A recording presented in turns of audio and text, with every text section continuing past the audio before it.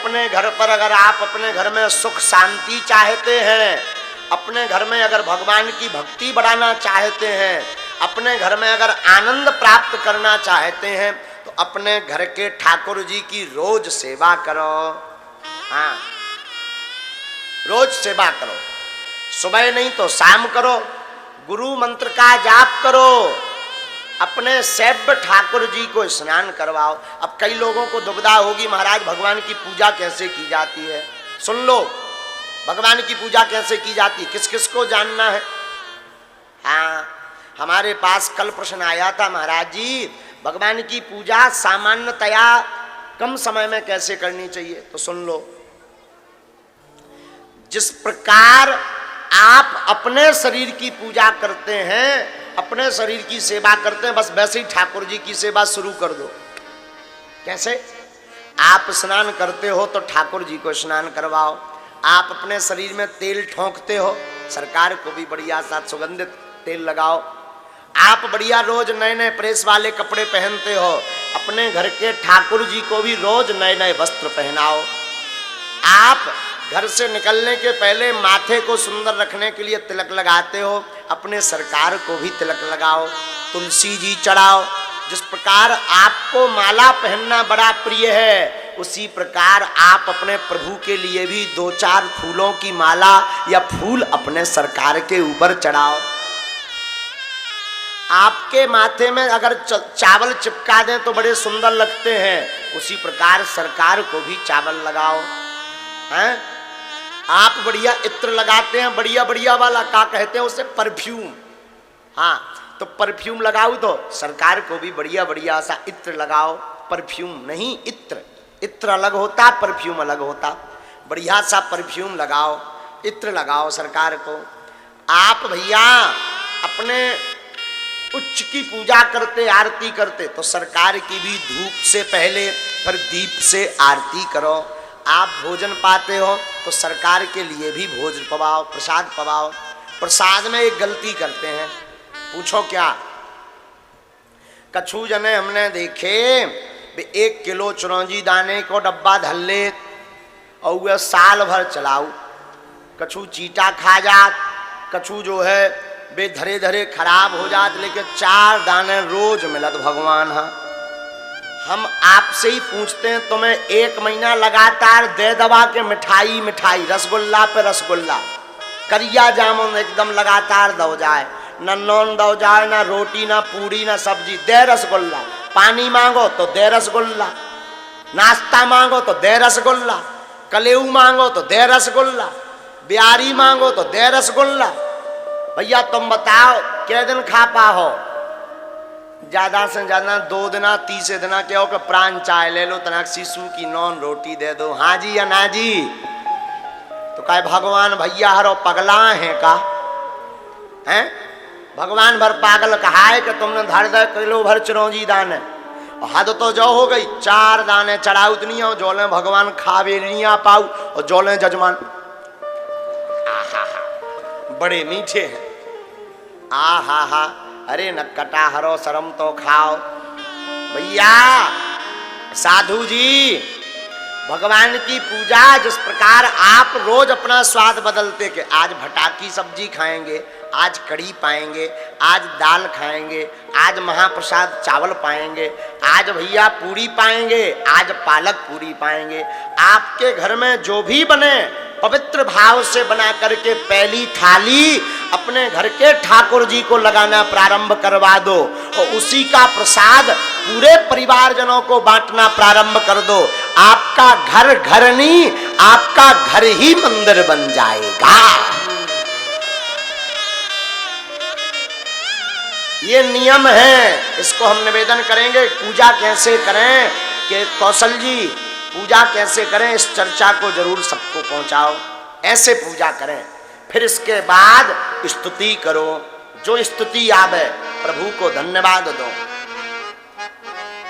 भगवान को साधुवाद दो, भगवान की स्तुति करो, भगवान को प्रणाम करो। और प्रणाम भी भैया तुम्हारे बड़ो विचित्र करत। आदमी हमसे पूछने लगा, महाराज तुम पाँव कहीं नहीं परवाऊ था? 2 कारण है।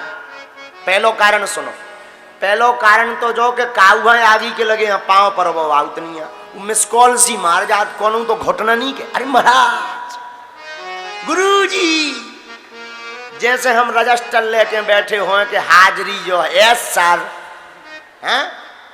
ऐसे पाँव पर। अरे प्रणाम का मतलब है अपना माथा अपने श्रेष्ठ के चरणों में रख देना ही प्रणाम करना है, ताकि उनकी कृपा हमारे मस्तक से विवेक को शुद्ध कर देवे। ये है प्रणाम करना। प्रणाम का मतलब है किसी के चरणों में माथा रखें तो उनके नख से पैरों के अंगूठे से उनकी ऊर्जा हमारे ऊपर आ जाए और हमारी बुद्धि को विवेक को ठीक कर दे। और जो व्यक्ति माता पिता गुरु और संतों को प्रणाम करता है उसकी 4 चीजें अपने आप बढ़ जाती हैं। ध्यान दीजिए कौन कौन। आयुर्विद्या यशो बलम, आयुर्विद्या यशो।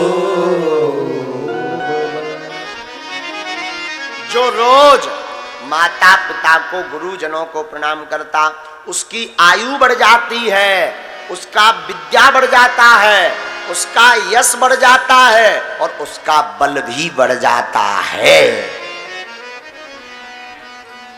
इसलिए प्रार्थना है विद्यार्थी जितने कथा सुन रहे हैं कान खोलकर सुन लो। सभी विद्यार्थी कल से ही प्रातः काल से ही तिलक लगाना शुरू कर दो और माता पिता गुरु इनको साष्टांग दंडवत प्रणाम करना प्रारंभ कर दो और पढ़ाई पढ़ो, अपनी पुस्तकें पढ़ो और 5 दोहा रामायण के पाठ करो। तुम्हें संसार में कोई भी किसी भी रास्ते में फेल नहीं कर सकता, ये हमारी गारंटी। हमने केवल ये नहीं कहा कि तुम रामायण भर पढ़ो ना, हमने ये भर नहीं कहा कि तुम प्रणाम करो। ऐसा ना हो कि तुम रामायण भर पढ़ो और एकदम प्रणाम भर करो, किताबें पढ़ो ही ना और फिर हो जाओ फेल, फिर तुम हमारी ठटरी बारो। भैया आप अगर 2-4 नंबर से चूक रहे होंगे, आपको कोई अगर परेशान कर रहा होगा, आप अगर फेल होते दिख रहे होंगे तो रामचरितमानस ऐसी कृपा कर देगी कि प्रणाम करने के प्रभाव से, रामायण का पाठ करने के प्रभाव से 2-4 नंबर से अगर फेल हो रहे होंगे तो आप पास हो जाएंगे। विद्यार्थी कितने कथा सुन रहे हैं, जो पढ़ रहे हैं, एक सूत्र और सुन लो। आज की बात गांठ बांध लेना, आज के प्रवचन एकदम तुम्हारे लिए हैं, तुम्हें बहुत काम आएंगे। आज का वीडियो तुम रोज देखना, घर जाकर के बागेश्वर धाम चैनल खोलना, इस बात को रोज देखना। रोज क्यों? करत करत अभ्यास के जड़मती हो रसरी आवत जायते सिल पर बार बार सुनोगे तो चित्त में बात चिपक जाएगी। दूसरा उपाय सुनो, जो विद्यार्थी याददाश्त जिसकी कमजोर हो, याद करने में बड़ी दिक्कत हो, तो 2 बातें सुन ले। एक, प्रातः काल जल्दी जगें, सुबह से सूर्य उदय के पहले, सूर्य उदय के पहले स्नान कर लें और रोज सूर्य भगवान को अर्घ्य दें। अर्घ में सूर्य भगवान के 12 नाम, 2 नाम, 5 नाम लें। ओम सूर्याय नमः, ओम भास्कराय नमः, ओम दिवाकराय नमः, ओम भानुवे नमः, ओम रजसे नमः, ओम तमसे नमः, ओम खेचराय नमः। इन नामों का जप करते हुए विद्यार्थी अगर प्रतिदिन अर्घ्य देता है, भ्रामरी प्राणायाम करता है और प्रातः काल जल्दी उठता है, तो उसको कभी भी जीवन में याददाश्त की दिक्कत नहीं होती है।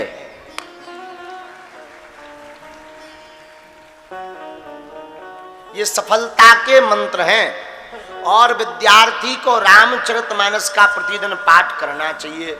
और जितने बागेश्वर धाम के पगला बैठे हैं, कौन कौन बागेश्वर धाम की कृपा पाना चाहता?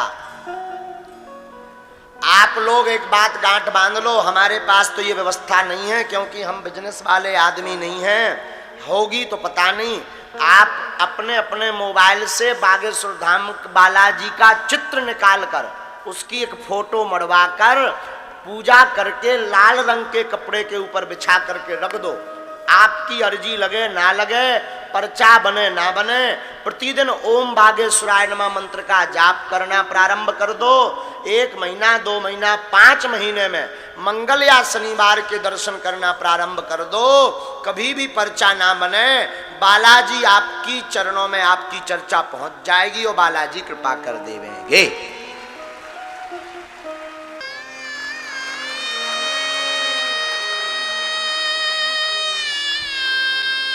एक गरीब पर क्या गुजरती है गरीब जानता है। त्योहार आते हैं, सबके बच्चे खुशियां मनाते हैं,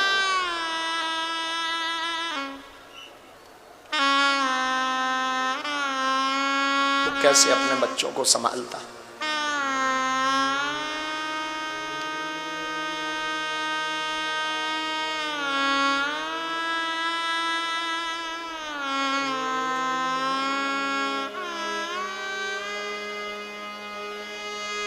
साधु हमने बड़े नजदीक से अपने जीवन में देखा,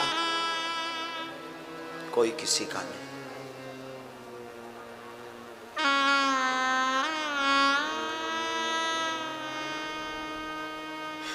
शिवा हनुमान जी के कोई किसी का नहीं होता है।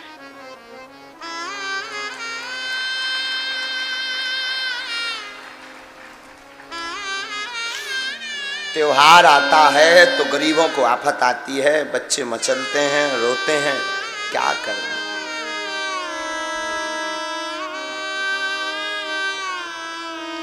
रिश्तेदार न्योता तक नहीं देते, क्योंकि इसे कुछ दे नहीं पाना। लोग उधारी भी नहीं देते, उधारी भी उन्हीं को दी जाती जो अमीर होते हैं, क्योंकि इसे चुका नहीं पाना है।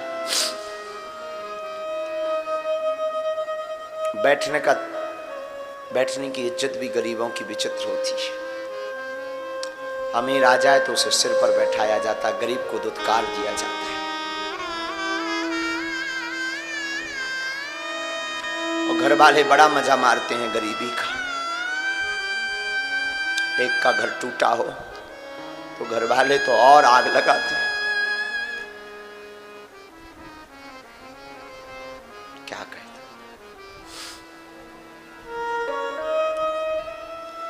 बन जाते हैं लाखों रिश्ते जब पैसा पास होता है, टूट जाता वो रिश्ता गरीबी में जो सबसे खास होता है।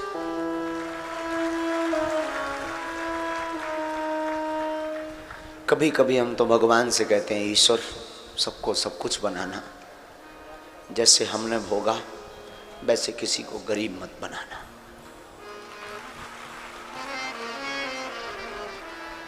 इसलिए तो हमने अपने धाम पर अपने जीवन में लोगों को ये जरूर दिखता कि महाराज ऐसा बोल रहे वैसा बोल रहे, कभी ये नहीं देखा कि हमने अपने जीवन में एक भी चढ़ोतरी निज जीवन में खर्च नहीं की। भूख क्या होती है, साधु जी जो ये बागेश्वर धाम पे भंडारा चल रहा ना, उसके पीछे भी कारण यही है। हमने अपने जीवन काल में 3-3 दिन तक भोजन नहीं किया। चावलों की रोटी खाई, शाम को मिल गया तो सुबह नहीं मिला। उस जमाने में 1 रुपए का पार्ले जी का छोटा पैकेट आता था, 8 बिस्किट होती थी, 1.25 रुपया 1.5 रुपया, फिर धीरे धीरे 2 रुपए का आने लगा। सुबह वो खा लिया, 2-2 दिन तक कोई ठिकाना नहीं। इसलिए उसी वक्त प्रण लिया था, कभी अगर हनुमान जी ने हम पर कृपा की तो हम दूसरों के लिए जरूर भंडारा खोलेंगे।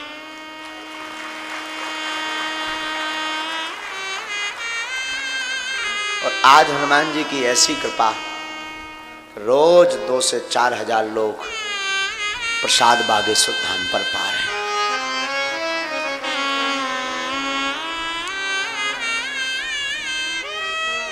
साधो, संसार में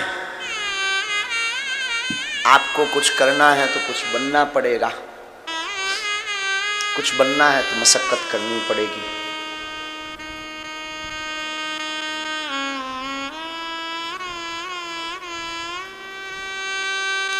गरीबों की पढ़ाई भी बड़ी विचित्र होती है।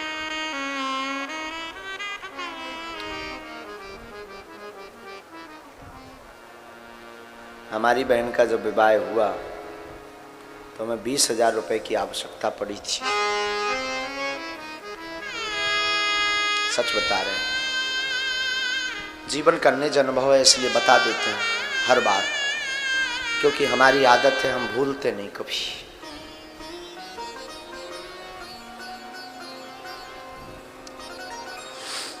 पंद्रह दिन घूमे थे, उधार नहीं मिले थे, क्योंकि हमें चुका नहीं पाना था, उनका ऐसा मानना था।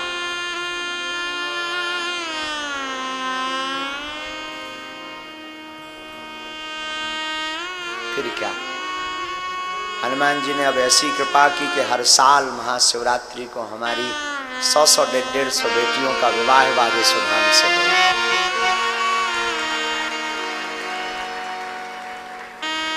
इसीलिए हम तुमसे कह रहे हैं कि तुम्हारे आसपास कोई हो तो तुम सहायता जरूर करना।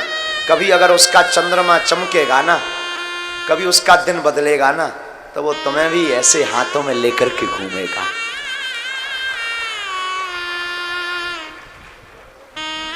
इसलिए मदद जरूर करना, मेरी प्रार्थना है। जिसका कोई ना हो उसकी मदद जरूर करना।